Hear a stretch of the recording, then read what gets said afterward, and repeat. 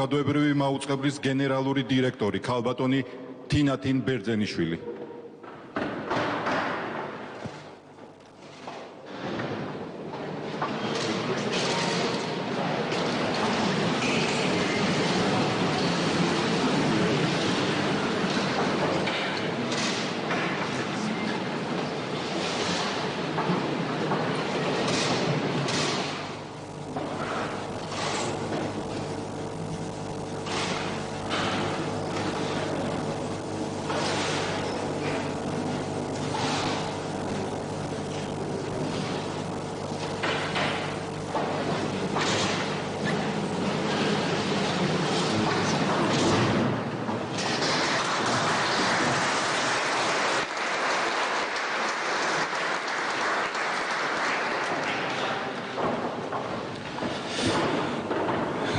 ძვირფასო მეგობრებო, მოხარული ვარ, რომ საქართველოს საზოგადოებრივი მაუწყებლის ახალი საპარლამენტო არხის დაარსებით ქართული დემოკრატიისთვის მნიშვნელოვანი ინიციატივის განხორციელებას ვიწყებთ. მოგეხსენებათ, დემოკრატიული საზოგადოებისთვის სანდო ინფორმაციაზე პირდაპირი წვდომა ჰაერივით აუცილებელია. საქართველოში მედია გარემო დღეს უფრო თავისუფალია, ვიდრე ოდესმე.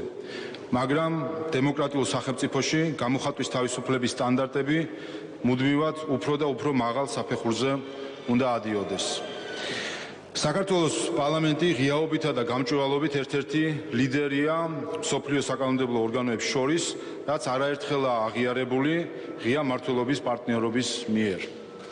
დღეს საპარლამენტო არხის გახსნით საქართველოს პარლამენტის საქმიანობაზე პირდაპირი საზოგადოებრივი კონტროლი კიდევ უფრო უმჯობესდება. პოლიტიკით დაინტერესებულ მოქალაქეებს შესაძლებლობა ექნებათ მარტივად შეძლონ ჩვენი საპარლამენტო ცხოვრების პერიპეტიებში გარკვევა და სათანადო დასკვნების უშუალო დაკვირვებით გამოტანა. არაერთხელ აღინიშნა, რომ ჩვენი პოლიტიკური სპექტრი პოლარიზებულია. იმის გამოვთქვამ, რომ ახალი არხი წვრილს შეიტანს პოლარიზაციის შემცირებაში, ვინაიდან მოქალაქეებს შეეძლებათ პოლიტიკურ ინტერპრეტაციებს კი არ მიენდონ, არამედ საკუთარი თვალითა და ინტუიციით შეაფასონ საქართველოს პარლამენტში წარმოდგენილი პოლიტიკური ძალების პოზიციები, სიტყვა და საქმე. მინდა დიდი მადლობა გადაუხადო საზოგადოებრივ მაუწყებელს, მის ბორცვს ნაყოფიერი თანამშრომლობისთვის, ასევე მინდა დიდი მადლობა გადაუხადო პარლამენტის აპარატის ხელმძღვანელობას, საზოგადოებასთან ურთიერთობის დეპარტამენტს, რომელმაც საზოგადოებრივ მაუწყებელთან ერთად ეს იდეა ტექნიკურად განხორციელების შესაძლებლობასთან მიიყვანა და დღეიდან საქართველოს პარლამენტის არხი უკვე ეთერში გავა. უმეტესი მადლობა. მადლობა. დღეს საქართველოს პარლამენტის და საზოგადოებრივი მაუწყებლის თანამშრომლობა ახალ ფორმას იძენს. მემორანდუმი გულისხმობს რეგლამენტ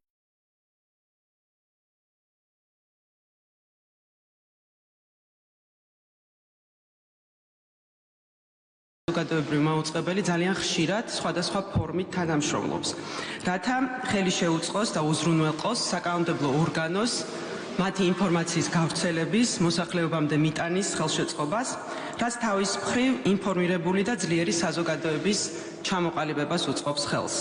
მსოფლიო ი-პარლამენტის წლის ანგარიშის მიხედვით, მსოფლიო მასშტაბით იმ პარლამენტებიდან, რომლების ტრანსლაციისთვის სატელევიზიო არხებს იყენებენ, 52%-ს აქვს საკუთარი ტელეარხი. 48% იყენებს სხვა სატელევიზიო არხების დროს. ასევე აქვს საკუთარი ონლაინ ტელევიზია.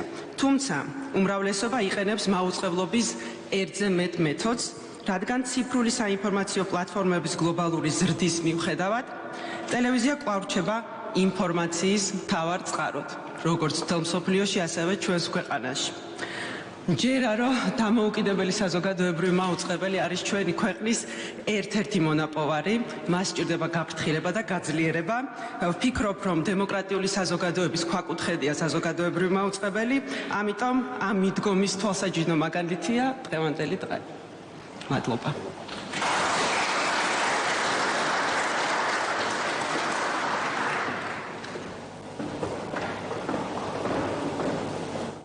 ეს იყო პირდაპირი ჩართვა საქართველოს პარლამენტიდან, სადაც საზოგადოებრივ მაუწყებელსა და პარლამენტს შორის ფორდება ურთიერთთანამშრომლობის მემორანდუმი, დოკუმენტი ითვალისწინებს თანამშრომლობას ახალი საპარლამენტო არხის მაუწყებლობის დაწყების შესახებ. განვაგრძობთ გამოშვებას.